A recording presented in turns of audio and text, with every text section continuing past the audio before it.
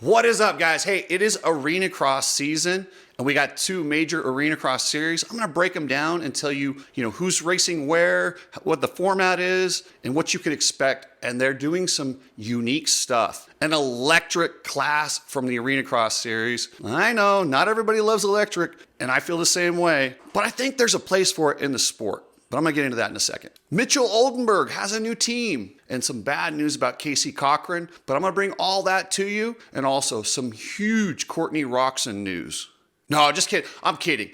I'm so done with that subject. I'm over that. Hopefully I never have to talk about that again or any rider's wives in general, period. Hopefully that's done forever. If you haven't checked out Nano-Xtreme, because I know a lot of you guys have the same aches and pains that I do. Listen, we've spent years riding dirt bikes. Things hurt. This is the best pain cream I've ever used. It really does help. My shoulder hasn't felt this good in a long time. I sleep on my right side again, and I haven't been doing that for years. I haven't done anything different except use Nano-Xtreme. So head over there, use code COOKSY at checkout and get free shipping, and they've lowered the price on the 3-ouncer to $49.95, Nano-Xtreme. Head over to the Coach Rob store and get your nutrition bundle. He's got specific vitamin packages dedicated to meet your needs. Are you looking for immune? Are you looking for a concussion recovery? Whatever you're looking for, Coach Rob has got a package directly for you. Head over to the Coach Rob store and he'll get you dialed in. Hey, I want to give a shout out to the MXSX Fight Club on Facebook.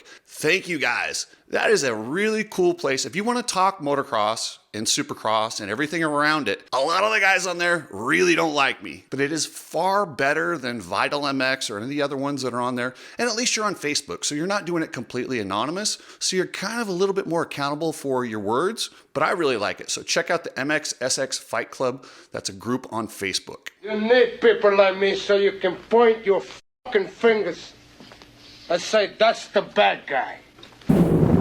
Let's start with Mitchell Oldenberg. This kid is talented. He's getting a little long in the tooth, but even watching him at World Supercross, he shows flashes where he looks like Eli or Ken. He was one of those guys, he really can ride that 450 well. Do you remember how good he did at Australia last year when he was on the MCR Honda?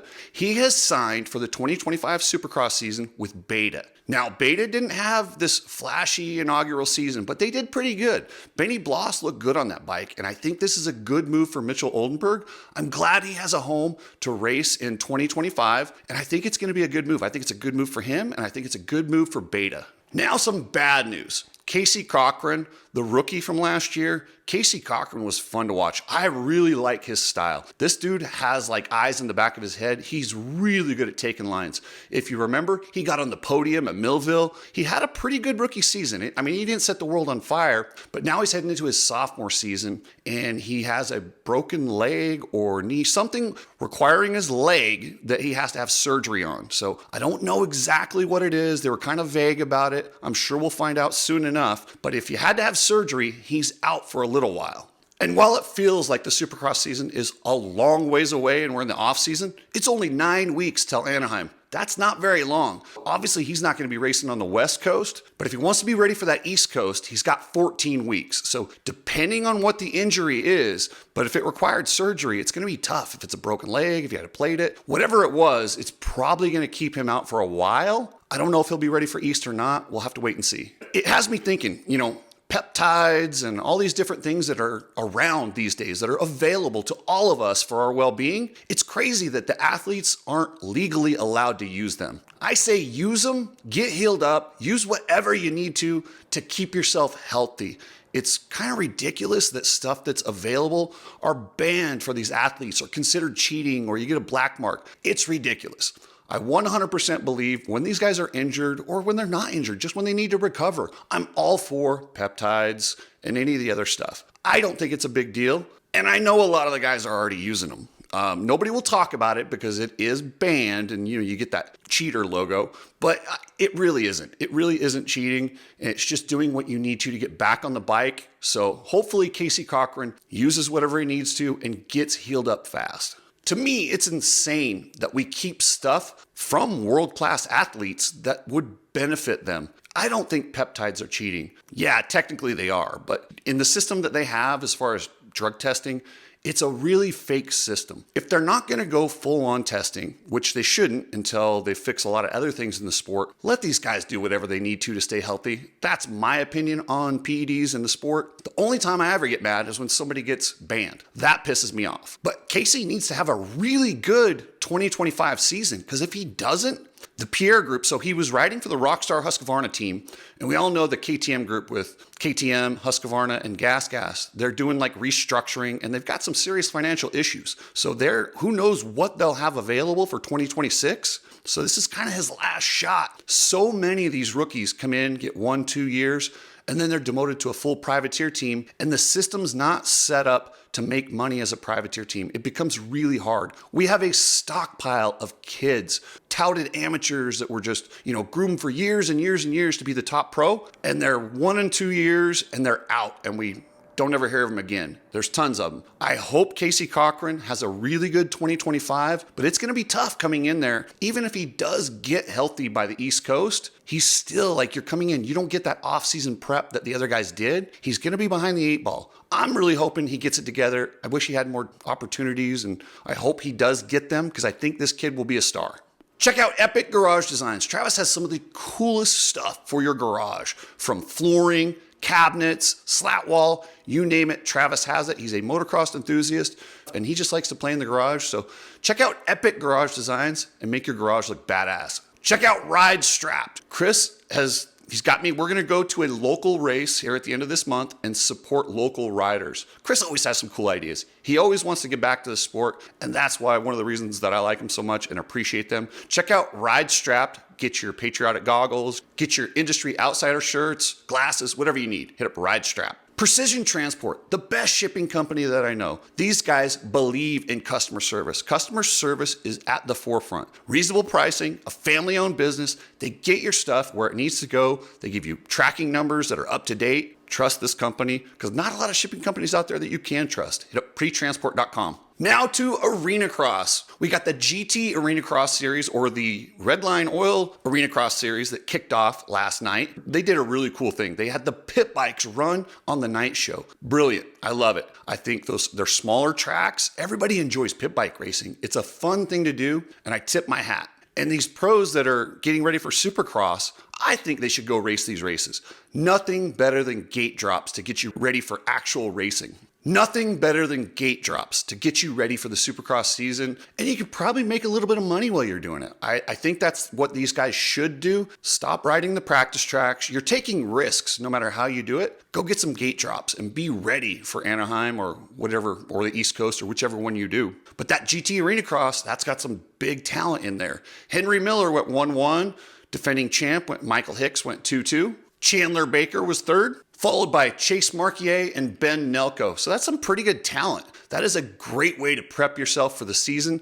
And like I said, there is no substitute for gate drops. And then next week in Reno, Kicker Arenacross, which is the official Arenacross according to the AMA, which we got to do something about that.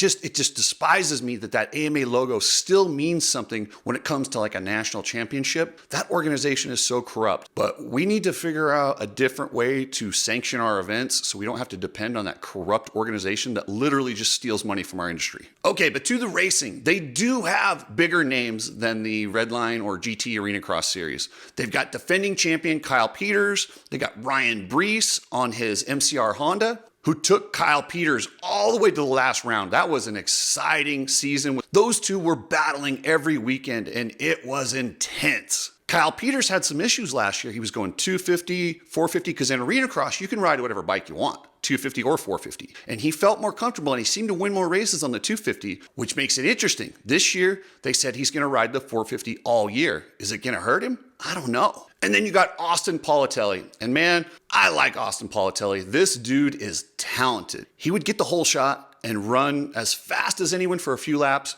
but all the guys knew he only had a few laps in him, and then his tongue was in the spokes. His program wasn't set up. He wasn't able to practice and get enough time in, but the talent is there. I believe he's pretty prepared heading in there. And if this guy's prepared, man, he could surprise people and win this whole thing. And you've got some big names coming into Arenacross this year. Yes, Vince Friese. I've always wanted to see this guy and his style on Arenacross. I think it suits him. I think it's going to be a place where he can go win races, and I think he's instantly a title threat the moment he lines up. The dude is good and competitive. Then you've got the ultra talented Josh Hill. And you know the Hill brothers, whenever they line up, something cool is going to happen. They're going to hit a big quad. They are two of the most talented human beings on dirt bikes. And if Josh Hill gets on a roll, he could make some noise too. And then you've got Justin Bogle, the same Justin Bogle that won a 250 Supercross championship, the same Justin Bogle that won 450 races outdoors. He will be at Arenacross this year. So that is a stacked lineup amongst a lot of other dudes. I will be there next week in Reno to cover it. They have changed a few things. So those of you that are familiar with Arenacross, what they did last year is they have the heat races. They qualify you into the main, and the mains were two mains. You run one main. The second main, and if you're not familiar with Arenacross, it's a 2-row start. So they would invert the field. So if you won the first main, you were on the second row for the second main. That is not the case this year, and I'm so disappointed they got rid of that. But the riders hated it. But as a fan, I loved it. It made for mayhem. It was really cool to watch. Seeing Ryan Brees and Kyle Peters have to cut through the pack and, race each other, but also race these other guys. Or, you see Crockett Myers getting a whole shot in the second main and just checking out. It added a lot of flavor to the night, that's for sure. But what they've changed is now they're adding 15 riders into the main event. So you're going to get a lot of lappers on a small Arenacross track. And with 15 guys, still pretty intense out there. The biggest move from the Arenacross series is now they've gone electric. They're not allowing electric bikes in the main class, and they're doing it right. And this is what I've said from day one. When I first heard electric bike class, I'm not gonna lie, I threw up a little in my mouth. I'm sorry, with all the woke stuff going on, I don't wanna hear electric. I don't wanna hear any of that garbage, but it is the future. You got these kids growing up on Stasics and the KTMs and these different bikes. They're comfortable with the quiet. They don't have that love for the smell of gas and the sound like we do. They know power. It's just different. And we're headed there whether we like it or not. And when you have an e-bike,